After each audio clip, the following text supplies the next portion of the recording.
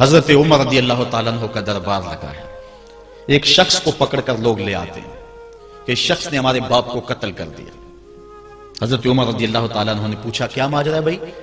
اس نے کہا جی واقعی میں ان کے باپ کا قاتل ہوں، لیکن میں نے قصداً قتل نہیں کیا. ہوا یہ کہ میں ایک مسافر ہوں، جا رہا تھا، راستے کے اندر سبز چراگاہ تھی، میرا اونٹ بھوکا تھا، اس چراگاہ میں داخل ہو گیا. اس کے بوڑھے باپ نے پتھر اٹھایا اور میرے اونٹ کو مارا، اس کی آنکھ نکل گئی.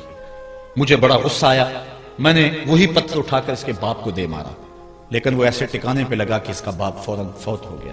میرا قصد اور ارادہ نہیں تھا، لیکن بہرحال میں اس بات کا اقراری ہوں کہ میں نے اس کے باپ کو قتل کر دیا ہے.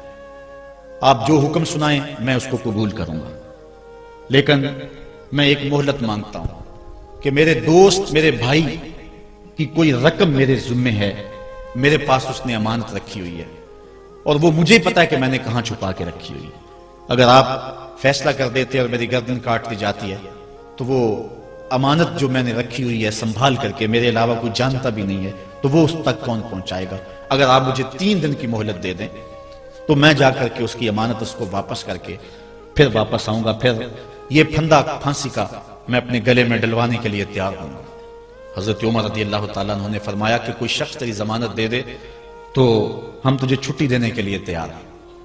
اس نے دائیں بائیں دیکھا، پورے مدینے میں اس کا کوئی شناسہ ہی نہیں تھا، واقف ہی نہیں تھا، ایک اجنبی شخص تھا. حضرت ابو ذر غفاری کھڑے ہو گئے، کہا حضرت عمر میں اس کی ضمانت دیتا ہوں. ضمانت دے دی گئی، وہ چلا گیا.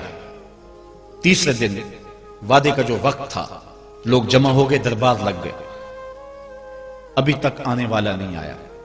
لوگوں نے کہا ابو ذر تو نے غلطی کی ہے، ایک اجنبی کی ضمانت دی اور ابھی تک وہ نہیں آیا. اور میاں صاحب فرماتے ہیں ایک بار جو پھنگی اڑ جاندے اور پھر کدی نہ پھنس دینے. ظاہر ہے وہ چلا گیا، واپس تو نہیں پلٹ کے آئے گا، اسے پتا ہے کہ آگے سیدھی سیدھی میری موت ہے، تو تم نے یہ کیا غلطی کی؟ خیر آپ نے فرمایا کہ اگر وہ نہ آیا تو یہ پھانسی کا پھندا میرے گلے میں ڈال لینا، لیکن بہرحال میں نے اس کی ضمانت دی. کچھ عرصہ بیتا کہ دور سے گرد و غبار اڑتا ہوا دکھائی دیا. جب صورت واضح ہوئی تو وہی شخص تھا. حضرت عمر فاروق رضی اللہ تعالیٰ عنہ کے دربار میں کھڑا ہو کہنے لگا حضرت کسی وجہ سے تاخیر سے پہنچا ہوں، معذرت چاہتا ہوں، اب جو حکم ہے پورا کیجیے. حضرت عمر رضی اللہ تعالیٰ عنہ اس کے پھانسی کے احکامات جاری کر چکے تھے. آپ نے فرمایا کہ ابو ذر یہ بتا کہ تو نے اس کی ضمانت کیسے دی جب تو اسے جانتا نہیں تھا؟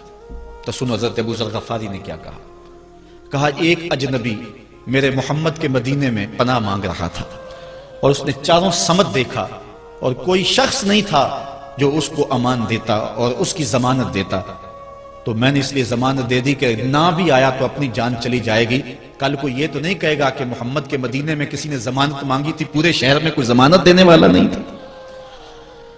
اس کو کہا کہ انہوں نے تو ضمانت دے دی، میاں اب تو بتا کہ تو چلا گیا تھا، تجھے جانتا کوئی نہیں تھا، نہ پلٹ کے آتا تو تجھے کوئی پوچھنے والا نہیں تھا، تو تو نے یہ دوبارہ موت کے منہ میں کیوں اپنا سر رکھا ہے؟ تو اس نے کہا کہ میں نے کہا کہ ایک اجنبی کی ضمانت ایسے شخص نے دی ہے جو مجھے جانتا بھی نہیں ہے، اور اگر میں نہ گیا تو لوگ قیامت تک اجنبیوں پر بھروسہ نہیں کریں گے کہ اجنبی یوں سلوک کیا کرتے ہیں. تو حضرت عمر رضی اللہ تعالیٰ عنہ اس کے پھانسی کے احکام جاری کیے. تو جن کے باپ کو قتل کیا تھا وہ بیٹے کھڑے ہو گئے، کہنے لگے تاریخ کی کالک ہم اپنے منہ پہ ملیں گے، ہم بھی اپنے باپ کے قاتل کو معاف کر دیتے ہیں. یہ ہماری تاریخ ہے، یہ ہماری کہانی ہے. لیکن آج ہم کس جگہ پہ کھڑے ہیں اور کیا ہماری صورتحال ہے؟ نہ ہمارا کردار رہا اور نہ ہمارا کوئی تشخص رہا. آج ہم نے اپنا تشخص بھی مٹا کے رکھ دیا، اپنے طرز زندگی بھی بدل دی. نہ ہماری باطن کی وہ روشنی رہی، نہ ظاہری وہ صورت رہی کہ ہم پہچانے جائیں کہ حضور کے غلام ہیں، بلکہ آج بھانت بھانت کی بولیاں بول رہے ہیں. اقبال نے کیا کہا تھا؟ اپنی ملت پر قیاس اقوام مغرب سے نہ کر، خاص ہے ترکیب میں تجھے قوم رسول ہاشمی.